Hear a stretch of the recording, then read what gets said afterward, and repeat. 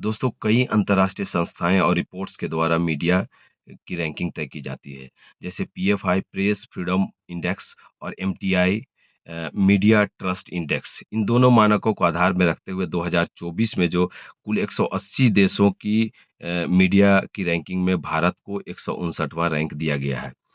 अब आप अंदाजा से लगा सकते हैं कि कुल 180 देशों में इनका 159वां स्थान होना इनकी किस स्तर की विश्वसनीयता को दर्शाता है, ये आप खुद अंदाजा लगा सकते हैं।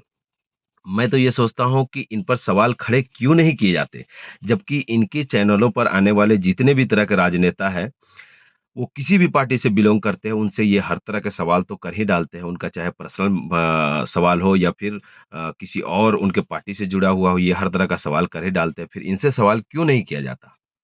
देश के दोनों सदनों, या तो लोकसभा हो या फिर राज्यसभा हो, दोनों जो है लोकतांत्रिक व्यवस्था के अंदर आते हैं और मीडिया को जो है लोकतंत्र का चौथा स्तंभ कहा जाता है। यानी सरकार और जनता को जोड़ने वाली पुल का नाम है मीडिया। तो फिर इस पुल की गुणवत्ता पर सवाल खड़े क्यों नहीं किए जाते? देश में बेरोजगारी और भ्रष्ट सिस्टम के खिलाफ सरकार से सवाल किए जा सकते हैं, तो फिर इनके परफॉर्मेंस पर क्यों सवाल खड़े नहीं किए जाते? देश में सभी विभागों की जवाबदेही तय होती है, वो किस तरह परफॉर्म करती है उस पर। इस बात को आप इस तरह से समझ सकते हैं कि अगर क्रिकेट में मिली हार के लिए आप जो है क्रिकेट जगत के सारे खिलाड़ी और उनसे संबंधित लोगों को जिम्मेदार ठहराते हैं, पूरा देश ठहराता है। तो फिर इनके परफॉर्मेंस के लिए इनके ऊपर सवाल खड़े क्यों नहीं किए जाते? आप न्यूज़ देखेंगे तो पता चलेगा कि ये किस तरह से लोगों को चूतिया बना रहे हैं।